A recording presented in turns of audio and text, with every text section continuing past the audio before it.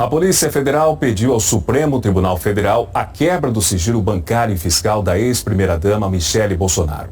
A PF está analisando o material apreendido na operação de ontem, que investiga indícios de venda ilegal de presentes de alto valor entregues ao governo Bolsonaro. Os investigadores começaram a analisar hoje o material apreendido na operação, autorizada pelo ministro do Supremo, Alexandre de Moraes.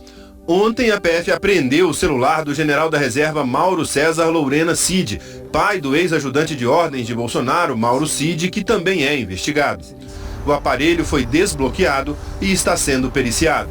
Além disso, a PF analisa um HD que estava dentro de uma mala na casa de Mauro Lourena Cid.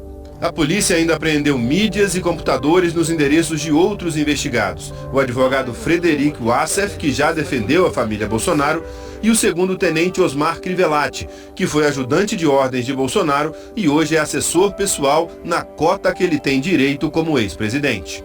Segundo a PF, há fortes indícios de que os quatro negociaram e venderam ilegalmente joias e outros presentes de alto valor recebidos por Bolsonaro em viagens oficiais. A Polícia Federal identificou a negociação de 4 conjuntos de joias e objetos. 2 chegaram a ser vendidos e tiveram de ser recomprados quando o Tribunal de Contas da União determinou que eles fossem devolvidos. E a análise do material apreendido ontem vai servir para a polícia decidir quais serão os próximos passos da investigação. A PF espera encontrar, por exemplo, mais mensagens entre os investigados, que podem ajudar a esclarecer todo o esquema, e quer rastrear o caminho do dinheiro obtido com a venda dos presentes, além de descobrir de onde veio o dinheiro para recomprar alguns deles. A polícia já pediu ao governo americano acesso às informações da conta bancária do general da reserva Lourena Cid.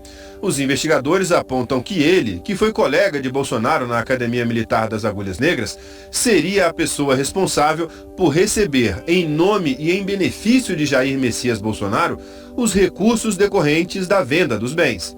Por fim, identificou-se que os recursos auferidos com as vendas eram encaminhados em espécie para Jair Bolsonaro, evitando de forma deliberada não passar pelos mecanismos de controle e pelo sistema financeiro formal. Os investigadores também conseguiram ter acesso a um recibo que prova que no fim de março, Mauro Cid sacou $35 mil de uma conta em Miami, no dia em que, segundo a PF, ele recomprou parte dos presentes para entregar ao TCU. Na representação enviada ao Supremo, a PF escreveu que os elementos de prova colhidos demonstram que a operação de resgate envolveu Mauro Cid, Osmar Crivellati e Marcelo Câmara. No mesmo contexto, Mauro Cid sacou a quantia de $35 mil do banco BB Américas, possivelmente de sua conta bancária, trazendo os recursos em espécie para o Brasil.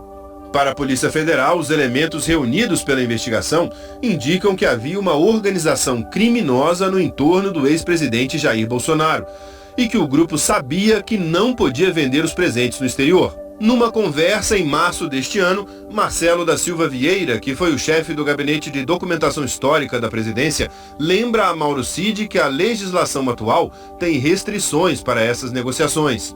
Na mensagem, Marcelo fala que mesmo os itens privados são de interesse público e cita um artigo da lei que prevê que os acervos documentais privados dos presidentes da República integram o patrimônio cultural brasileiro e são declarados de interesse público e são sujeitos às seguintes restrições. Em caso de venda, a União terá direito de preferência e os itens não poderão ser alienados para o exterior sem manifestação expressa da União.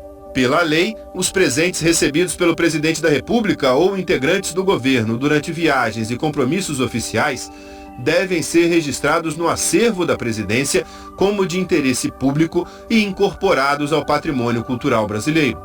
A lei estabelece como exceção itens consumíveis, como frutas típicas ou bebidas, e os considerados de uso personalíssimo, como roupas e perfumes. A PF também investiga se o grupo desviou outros bens de alto valor do acervo público.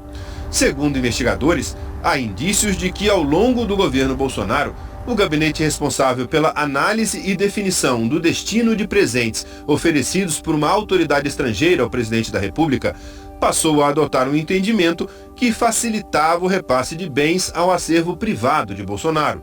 E segundo a PF, isso foi usado para garantir vantagens ao ex-presidente. O referido entendimento firmado na gestão do ex-presidente da República, Jair Bolsonaro, além de chancelar um enriquecimento inadmissível pelo presidente da República pelo simples fato de exercer uma função pública, proporciona a possibilidade de cooptação do chefe de Estado brasileiro por nações estrangeiras mediante o recebimento de bens de vultosos valores.